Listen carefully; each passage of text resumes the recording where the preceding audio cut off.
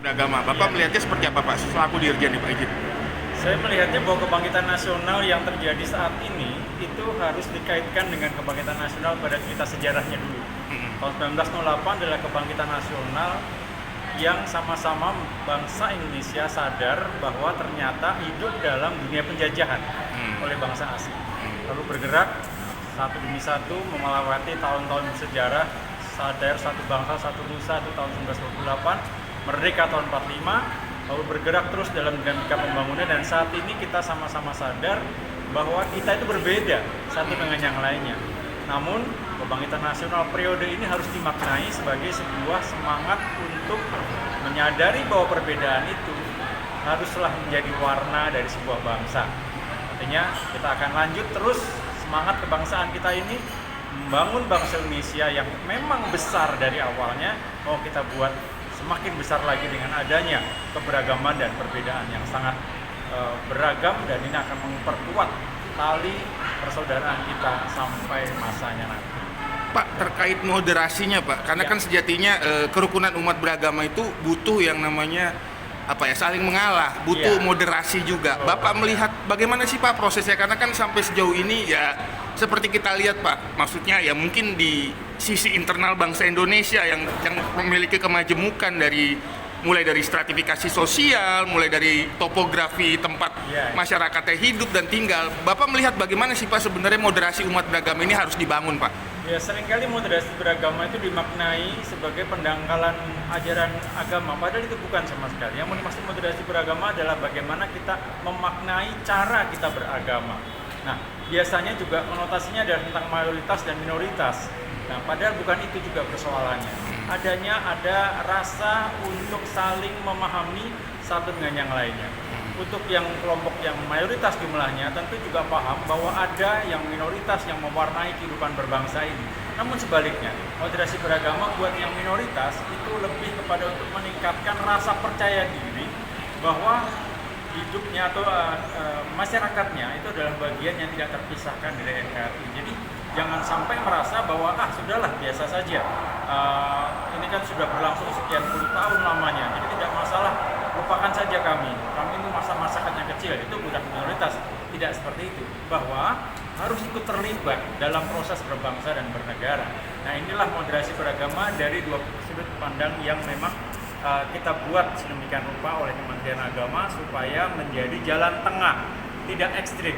Karena bicara mengenai ekstremisme itu terjadi juga di kelompok-kelompok minoritas. Misalnya sifat-sifat yang apatis, tidak mau terlibat dalam kehidupan berbangsa karena merasa bahwa urusan berbangsa, bernegara, politik dan seterusnya adalah urusannya kelompok mayoritas. Tidak seperti itu.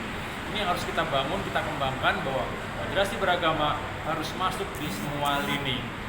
Di agama manapun harus punya rasa, khususnya mereka-mereka yang biasanya apatis itu harus punya rasa percaya diri untuk sama-sama membangun konsep berbangsa dan bernegara. Lalu peranan Kementerian Agama Pak selaku dalam tanda kutip selain fungsi supervisi juga fungsi pengajak, juga fungsi pengajar, juga fungsi moderasi itu sendiri Pak, terutama pada dirjen-dirjen keagamaan yang memang sudah diakui di Indonesia. Bapak Bayu juga salah satunya merupakan dirjen Pak ya, Dirjen Bimas. Melihatnya seperti apa sih Pak ajakan-ajakan atau mungkin moral suasion sehingga tercipta lebih mudah tercipta moderasi beragama itu Pak? Kami melihat sebagai sebuah inspirator ya, bahwa dirjen-dirjen ini adalah perangkat hukum, perangkat yang memang diciptakan untuk menjadi inspirasi bahwa Indonesia ini beragam, di mana kami sebagai pilot project-nya. Saya, Dirjen Bimas Katolik, tentu dengan penampilannya semacam ini mau menggambarkan bahwa tidak ada masalah dengan kami. Kami tidak punya masalah, artinya kami harus bisa menjadi teladan buat semua masyarakat beragama, khususnya yang kami bimbing, yaitu masyarakat Katolik misalnya. Maka kami harus bisa mengajak masyarakat Katolik Indonesia untuk bahwa mereka adalah sungguh-sungguh masyarakat Indonesia yang memang beragam, dan kami mengajak mereka untuk terlibat dalam itu. Maka kami tambahkan satu lagi nilainya, bahwa kehadiran dirjen di sini juga selain sebagai motivator, selain juga sebagai regulator, namun juga sebagai inspirator, memberi inspirasi tentang kerukunan hidup umat beragama di Indonesia. terkait fungsinya Pak, apa Pak, sebagai pertanyaan terakhir Pak, harapannya Pak, harapan dari Dirjen Bimas, terutama Bapak dari Dirjen Bimas Katolik ke depan hingga moderasi keberagaman umat beragama ini bisa lebih dimungkinkan untuk terjadi Pak, izin. Ya, harapannya adalah tentu kerjasama semua pihak, ya, khususnya para pemuka-pemuka agama, baik di agama kami di Katolik maupun di agama-agama manapun, karena nilai keberagaman atau nilai spiritualitas agama, dogmanya, dakwahnya itu dimulai dari para pemuka agama.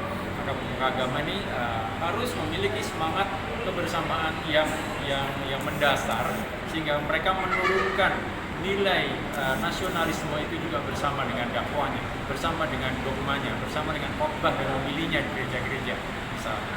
Sehingga semangat nasionalisme, semangat kebangsaan ini tumbuh langsung dari keluarga, dari umat beragama, tokoh-tokoh agama ke keluarga ke anak-anaknya, dan disitulah anak-anak dididik untuk sejak awal memiliki rasa nasionalisme dan kebangsaan. Oke, terima kasih banyak atas waktunya Ya. Pak Bayu, sukses Terima selalu. kasih.